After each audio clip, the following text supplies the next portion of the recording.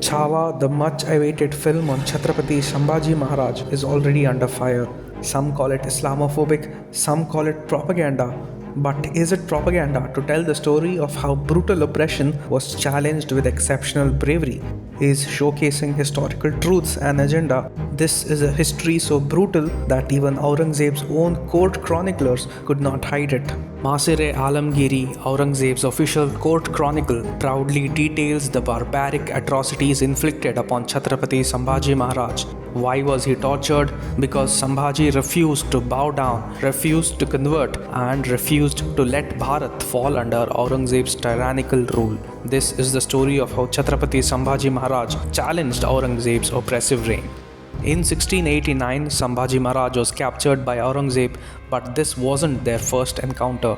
Twice before, Sambhaji had humiliated the Mughal emperor by escaping his clutches. The first escape was in 1666 at Agra. Sambhaji, then just a teenager, was held captive along with his father Chhatrapati Shivaji Maharaj by Aurangzeb. But with tactical brilliance, the father-son duo made a daring escape and returned to the Maratha fold, leaving the Mughals red-faced. Sambhaji's second escape came in 1681. The Mughal army had surrounded Sambhaji at Burhanpur.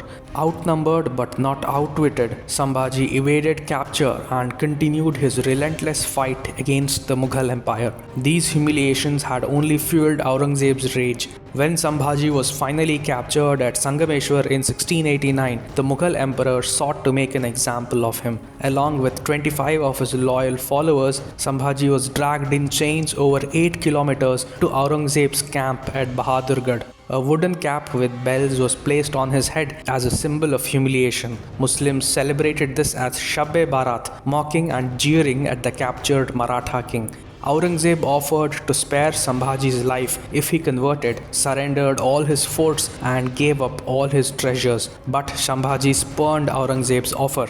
Now Aurangzeb ordered Sambhaji's eyes to be gouged out. Sambhaji's loyal advisor, Kavi Kalash, who was captured along with his master, had his tongue ripped out. Sambhaji was tortured and insulted. Even under such excruciating pain, Sambhaji refused to convert to Islam. Sambhaji's torture lasted for over 2 weeks, an unspeakable horror intended to break his spirit. But Chhatrapati Sambhaji did not utter a single word of submission. Furious at his resilience, Aurangzeb's court staged a sham trial, accusing Sambhaji of attacking Mughals and slaying Muslims, as if defending one's land was a crime. On March 11, 1689, Sambhaji Maharaj and Kavi Kalash were executed. Aurangzeb's brutality did not end there.